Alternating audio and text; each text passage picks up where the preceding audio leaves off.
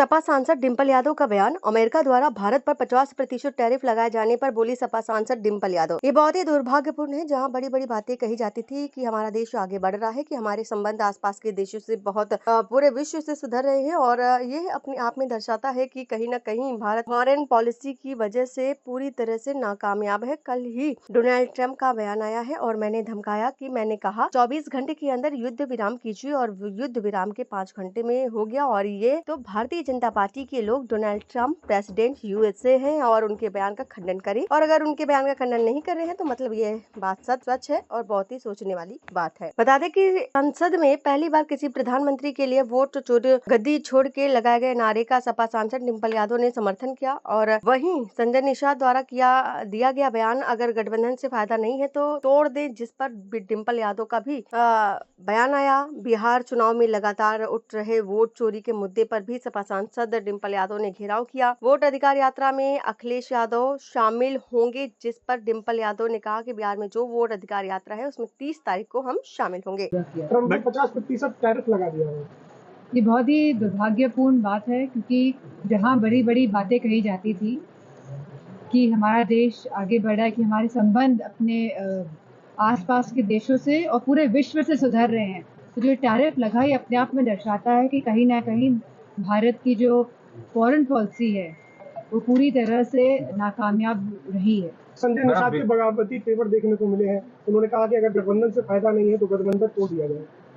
ये तो उनके आपस की बात का समझ। बिहार में चुनाव है और वोट चोरी का मुद्दा विपक्ष लगातार उठा रहा है। ये लगातार पूरे संसद में एसआईआर का मुद्दा हम लोगों ने पूरे विपक्ष ने मिलकर उठाया, और मुझे जिस तरह से डिटेल्स पता चली हैं कि जहां वोट बढ़ाए जाते हैं, जहां वोट कटाए जाते हैं, जहां शासन और प्रशासन का प्रयोग किया जाता है, कहीं ना कहीं डेमोक्रेसी को डिस्टेबलाइज करने में पूरा भारतीय जनता पार्टी की सरकार लगी हुई है। मैडम अनादित्य दीक्षित मैडम जब से सरकार आई है बीजेपी की, तब से लेकर अभी तक मैडम इन्होंने क्यों नहीं ओपन किया चोरी वाला मैडम? क्योंकि लगातार जब हम गांव में जाते हैं, लोगों के संपर्क में आते हैं, लोग कहते हैं हम वोट तो देते हैं लेकिन हमारा वोट कहाँ चला जाता है।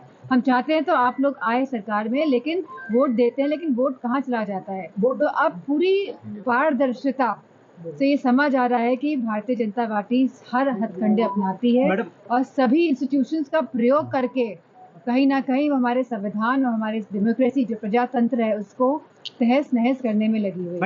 यात्रा निकली थी, उसमें क्या राष्ट्रीय अध्यक्ष जी शामिल होंगे वोट अधिकार यात्रा में? जी, बिहार में जो यात्रा है उसमें 30 तारीख को प्रोग्राम है। संबल घटना को लेकर के न्याय कमेटी का गठन कर दिया गया है। न्याय कमेटी संबल घटना को लेकर न्याय आयोग की संबल घटना की रिपोर्ट आई है, उसमें कहा गया कि ये घटना पूर्व नियोजित षड्यंत्र था और न्याय आयोग की टीम गठित कर दी गई है। लगातार देखने को मिल रहा है, जब भी कोई बहुत ही विशेष मुद्दा होता है तो उस मुद्दे से भटकाने के लिए भारतीय जनता पार्टी के लोग या उनका गुट कोई ना कोई इस तरह के प्रकरण करता है जो लोगों के बीच में भ्रम फैला सके और सही मुद्दों से ध्यान भटका सके। मैडम, जो अभी कानून आया है युद्ध में लगातार चर्चा हो रही है कि सीएम और पीएम जो भ्रष्टाचारी अगर होंगे तो 30 दिन का जो टाइम दिया गया, तो उसमें अन्य मंत्रियों को क्यों नहीं शामिल किया गया है? नहीं, हमें सोचना पड़ेगा कि इस तरह का अधिनियम लाया क्यों गया, विधेयक क्यों लाया गया संसद के अंदर। ये इसीलिए लाया गया, कहीं ना कहीं सरकार नहीं चाहती कि डेमोक्रेसी रहे, क्योंकि अगर आप चीफ मिनिस्टर को ही भेज देंगे जेल में और वो भी कोई पुष्टि नहीं है, और खुद जहां हमारे जो चीफ मिनिस्टर साहब हैं उन्होंने अपने आते ही अपने ऊपर के मामले हटाए कि नहीं हटाए। मैडम, बहुत महत्वपूर्ण का सवाल है। 54 दिन से हमारे विधि के प्रहरी हैं वो सड़क पे है। डीएम अपने जो घमंड में इतने चूर हैं जो विधि विरुद्ध ही खड़े हुए हैं। आपने एक पत्राचार भी किया था, पत्र भी लिखा।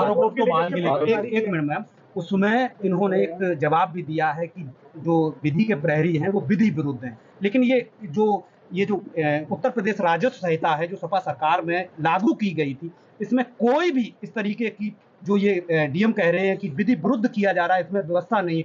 अगर व्यवस्था नहीं थी तो 2016 से जब से ये लागू हुआ और 2025 ये समाज की समस्याएं कितना समाधान का आश्वासन मिला, कितनी समस्याओं का समाधान? काफ़ी सारे समाधान मिले हैं और डीएम सर ने नोट भी करा है जो बिंदु विशेष उठाए गए हैं मुझे पूरी उम्मीद है कि अगली बैठक में हमें इस प्रश्नों के उत्तर मिलेंगे। मैडम जल जीवन